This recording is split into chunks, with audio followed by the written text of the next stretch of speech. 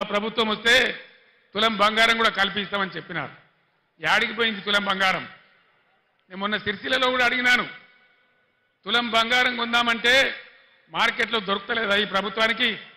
ఇది ప్రజలను మోసం చేయడం కాదా? దయచేసి మీరు ఆలోచించాలని చెప్పి నేను కోరుతా ఉన్నా.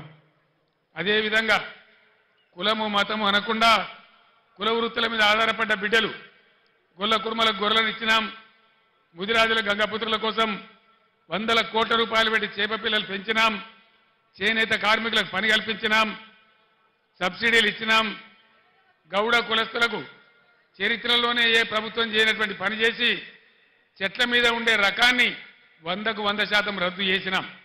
ఈ విధంగా బలహీన వర్గాలకు బ్రహ్మాండమైన సహాయం చేసినాం. బీసీ బంధు పెట్టి బలహీన వర్గాల వాళ్ళను ఆదుకున్నాం. వీటన్నిటికీ ఇప్పుడున్న కాంగ్రెస్ ప్రభుత్వం కొనసాగిస్తుందా? శటగోపం పెట్టిందా? వాళ్ళ పాలసీ ఏంది? దయచేసి మీరు ఎన్నికల్లో కాంగ్రెస్ నాయకులను నిలదీయాలని చెప్పి నేను కూడా ఈరోజు కాంగ్రెస్ పార్టీని ప్రశ్నిస్తా ఉన్నా. ఈరోజు మీరందరూ కూడా గమనించాలి. ఒక్క మాట నాకు అర్థమైతలేదు. 11 సంవత్సరాల క్రితం చాలా దారుణమైన పరిస్థితి ఉండేది. 1.5 సంవత్సరంలో కరెంటును బ్రహ్మాండంగా తయారు చేసి రైతాంగానికి, ఇళ్లకు, పరిశ్రమలకు, ఐటీ రంగానికి అందరికి కూడా 24 గంటల సరఫరా 9 సంవత్సరాల పాటు ఇచ్చినాం. కేసీఆర్ పక్కకు పోగానే కరెంట్ ఎందుకు మాయమైంది? దీనికి కారణమేంది? ఇది ప్రభుత్వ అసమర్థత కాదా? వీళ్ళే మనకిప్పుడు జవాబు చెప్పాలని చెప్పి నేను కోరుతా ఉన్నా. చాలా సింపుల్ కదా, వీళ్ళు కొత్తగా ఏం చేసే అవసరం లేదు. గత ప్రభుత్వం ఎట్లా నడిపిందో అట్లా నడిపిస్తే సరిపోయే పరిస్థితి. దాన్ని కూడా ఇవ్వలేని అసమర్థ ప్రభుత్వం ఈరోజు ఉంది. అది కూడా మీరు ఆలోచన చేయాలని చెప్పి నేను కోరుతా ఉన్నా. మిషన్ భగీరథ అద్భుతమైన పథకం. ఐక్యరాజ్య సమితి కూడా మన్ననలు అందించినటువంటి ప్రభుత్వం. 11-12 రాష్ట్రాల వాళ్ళు మేము కూడా చేసుకుంటామని ఇక్కడికి వచ్చి చూసి అభినందించిపోయిన పథకం. ఇలా మంచినీళ్ళకి ఎందుకు కొరత వస్తూ ఉంది? ట్యాంకర్లు ఎందుకు వస్తూ ఉన్నాయి? మళ్ళా బోర్లు వేసే పరిస్థితి ఎందుకు వస్తూ ఉంది? ఇది ఎవరి తెలివి తక్కువతనం? దయచేసి ఆలోచన చేయాలి. కొత్తవి రాకపోయినా ఉన్నాయి ఊడగొడతా ఉన్నారు. అవన్నీ కూడా మీరు చూస్తూ ఉన్నారు. దయచేసి ఆలోచన చేయాలి. కరెంటుకి ఏం రోగం వచ్చింది? మంచినీళ్ళు ఎందుకు ఇవ్వలేకపోతున్నారు? ఇది ఏం లోపము? దీనికి మరి ఎట్లా సరి కావాలా? ఈ పార్లమెంట్ ఎన్నికల్లో మీరు ఒక నిర్ణయం తీసుకోవాలి. తెలంగాణ ప్రజల చేతులలో, మంచి పద్ధతికి మంచి అభివృద్ధికి పోయినటువంటి తెలంగాణ రైతుల చేతులలో ఉన్నటువంటి ప్రభుత్వం పక్కకు జరిగినంత మాత్రాన ఇన్ని బాధలు ప్రజలకు ఎందుకు రావాలి? ఇలా ప్రజలకు ఏం కావాలి? ప్రజల చేతిలో ఒక అంకుశం కావాలి, ఒక హంటర్ కావాలి. కాంగ్రెస్ పార్టీ మెడలు వంచి, ఈ ప్రభుత్వం మెడలు వంచి ఇవన్నీ మీకు చేయించేటువంటి ఒక అంకుశం కావాలి. ఆ అంకుశంలో ఒక పదునైనటువంటి, మునదేలినటువంటి అంకుశం మన చేవెళ్ల అభ్యర్థి కాసాని జ్ఞానేశ్వర్ గారు. అనుభవం ఉన్న వ్యక్తి, బలహీన వర్గాల వ్యక్తి. ఖచ్చితంగా ఈ ప్రభుత్వాన్ని మెడలు వంచి మీ పనులు చేయించానంటే ఈరోజు తెలంగాణలో అన్ని ఎంపీ స్థానాలలో బీఆర్ఎస్ఏ గెలవాల్సిన అవసరం ఉంది. లేకపోతే ఏమవుతుంది? ఒకటే మాట మీరు ఆలోచన చేయండి.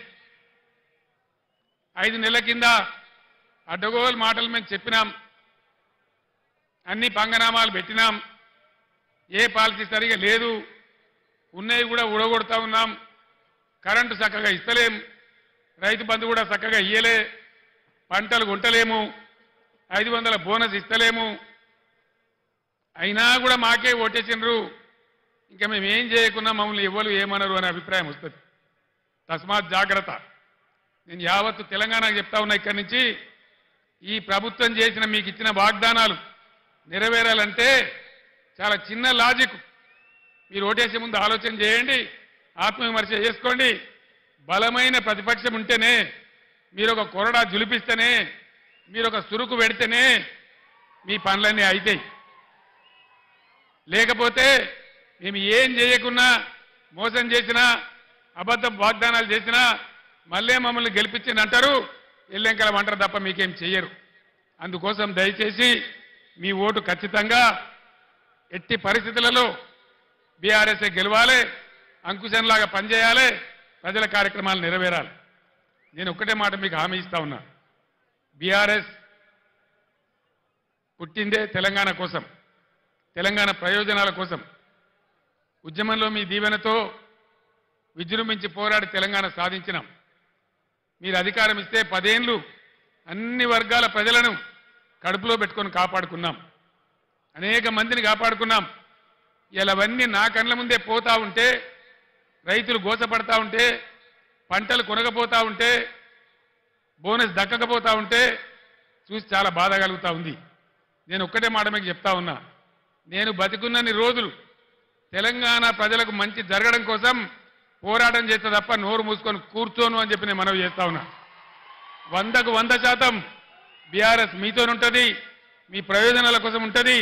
పుట్టిందే తెలంగాణ ప్రజల కోసం కాబట్టి అన్ని రకాల ప్రజల యొక్క హక్కులు కాపాడడానికి మీ వెంట ఉంటుంది అని నేను మనవి చేస్తా ఉన్నా. ఈ 2 పార్టీల వ్యవహారం మీరు చూసినారు. మొన్నటిదాకా బీఆర్ఎస్ పుణ్యాన గెలిచిన వ్యక్తి రంజిత్ రెడ్డి మీకు తెలుసు. ఏం తక్కువ చేసినాం రంజిత్ రెడ్డికి? ఎంపీ టికెట్ ఇవ్వలేదా, గౌరవించలేదా, గెలిపించలేదా అని నేనే వచ్చి ప్రార్థిస్తే మీరే ఓటేయలేదా? ఇలా ఎందుకు పార్టీ మారిండు రంజిత్ రెడ్డి? దేనికోసం మారిండు? ఆయన మన పొద్దుతిరుగుడు పువ్వా? అధికారం ఎటువంటి ఆడు తిరుగుతాడా? దయచేసి ఆలోచన చేయాలి. ఈ 2 వ్యక్తులు కూడా ఎవరికి తెలిసిన వాళ్ళు కాదు. బీజేపీ తరఫున నిలబడ్డాయినా కానీ, ఇలా కాంగ్రెస్కి వెళ్ళి వచ్చాడైనా కానీ, ఏ కారణం మీద పోయిండు రంజిత్ రెడ్డి? ఎందుకు పోయిండు? ఎందుకు పోయిండండి? అధికారం కోసమా, పదవుల కోసమా, పైరవీల కోసమా? దయచేసి దానికి మీరే సమాధానం చెప్పాలి. ఈ విధంగా ఉన్న వాళ్లకు ధీటైనటువంటి దెబ్బ మీరు కొట్టాలని చెప్పి నేను మనవి చేస్తా ఉన్నా.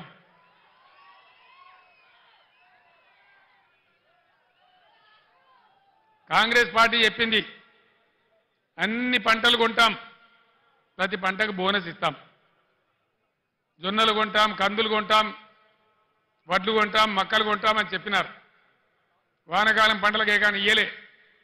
ఇలా యాసంగి కూడా కొనుగోలు స్టార్ట్ అయినాయి. ఇస్తారా ఇయ్యరా? ఇయ్యకపోతే ఊకుందామా?